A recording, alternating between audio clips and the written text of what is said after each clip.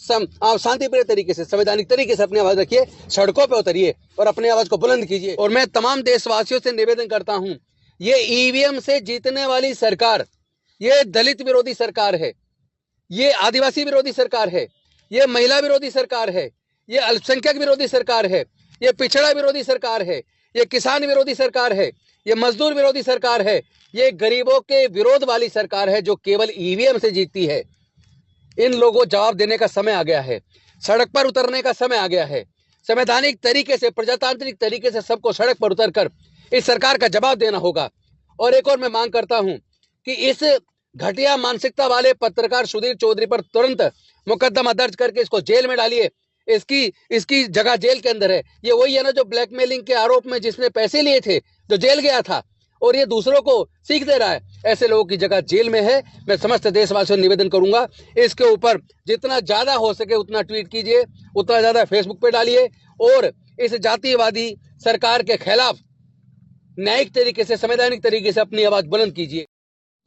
जय संविधान, जय भारत, जय जोहार, जय भीम। साथियों, आपने देखा एक पत्रकार सुधीर चौधरी जो आज तक के पत्रकार हैं, या ये कहूं कि वो भारतीय जनता पार्टी के प्रवक्ता हैं, या ये कहूं एक घटिया मानसिकता वाले व्यक्ति हैं।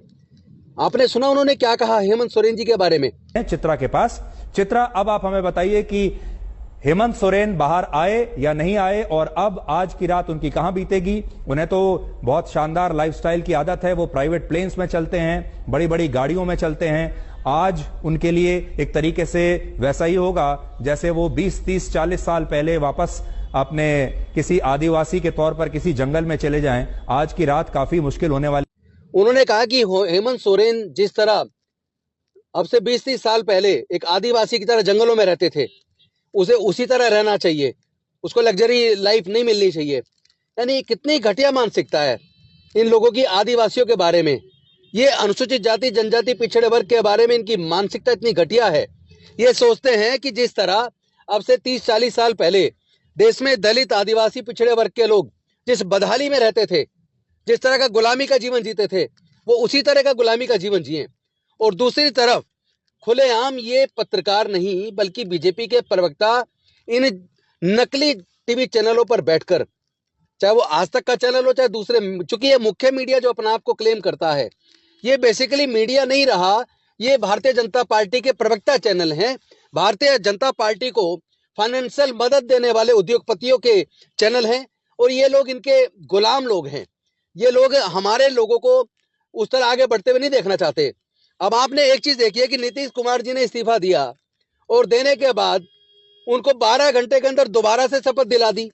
और दूसरी तरफ चेन्नई सोरेन जी ने 43 विधायकों के साथ परेड करके और एक लेटर के माध्यम से झारखंड के राज्यपाल से निवेदन किया कि आप हमें शपथ दिलाइए, हमारे पास पूरा बहुमत है। लेकिन 2 दिन से ज्यादा हो गए, आखिर झारखंड के राज्यपाल किस बात का इंतजार कर रहे हैं? क्या वो भारतीय जनता पार्टी के इशारे पर उन सारे विधायकों को तोड़ने के लिए भारतीय जनता पार्टी को टाइम देना चाहते हैं? क्यों सोरेन जी को बुलाकर उनका शपथ ग्रहण क्यों नहीं करवा रहे हैं? आपने देखा चंडीगढ़ के अंदर मेयर का चुनाव होना था, 20 वोट कांग्रेस और आम आदमी पार्टी गठबंधन के पास थे और बीजेपी के पास केवल 16 वोट थे।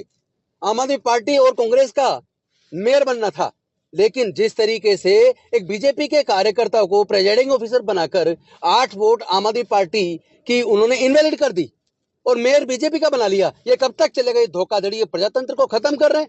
ये लोग मानवता के दुश्मन है, ये लोग लोकतंत्र के दुश्मन है, ये लोग संविधान के दुश्मन है। ऐसे लोगों को जवाब देना पड़ेगा। और आज उसके खिलाफ जब दिल्ली के अंदर बीजेपी मुख्यालय पर प्रदर्शन हो रहा है, दोनों राज्यों के मुख्यमंत्री, पंजाब के भी और दिल्ली के, उसमें शामिल हो रहे हैं, सारे विधायक शामिल हो रहे हैं, सारे कार्यकर्ता शामिल हो रहे हैं। उनकी बसों को रोका जा रहा है, उनको गिरफ्तार किया जा रहा है, उनको डिटेन करके रखा जा रहा है। आखिर ये प्रजातंत्र को क्यों रोक रहे हैं? क्या जनता को अधिकार नहीं है संवैधानिक तरीके से इकट्ठा होकर अपनी आवाज को बुलंद करने का?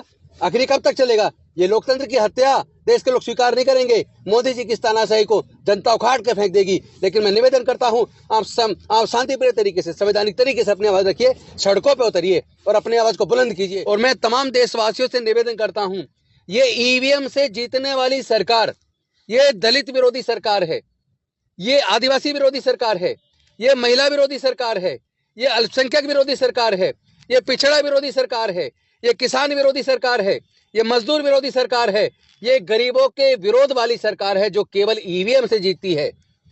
इन लोगों को जवाब देने का समय आ गया है, सड़क पर उतरने का समय आ गया है। संवैधानिक तरीके से, प्रजातांत्रिक तरीके से सबको सड़क पर उतरकर इस सरकार का जवाब देना होगा। और एक और मैं मांग करता हूं कि इस घटिया मानसिकता वाले पत्रकार सुधीर चौधरी पर तुरंत मुकदमा दर्ज करके इसको जेल में डालिए। इसकी जगह जेल के अंदर है। ये वही है ना जो ब्लैकमेलिंग के आरोप में जिसने पैसे लिए थे, जो जेल गया था और ये दूसरों को सीख दे रहा है। ऐसे लोगों की जगह जेल में है। मैं समस्त देशवासियों से निवेदन करूंगा, इसके ऊपर जितना ज्यादा हो सके उतना ट्वीट कीजिए, उतना ज्यादा फेसबुक पे डालिए और इस जातिवादी सरकार के खिलाफ न्यायिक तरीके से, संवैधानिक तरीके से अपनी आवाज बुलंद कीजिए।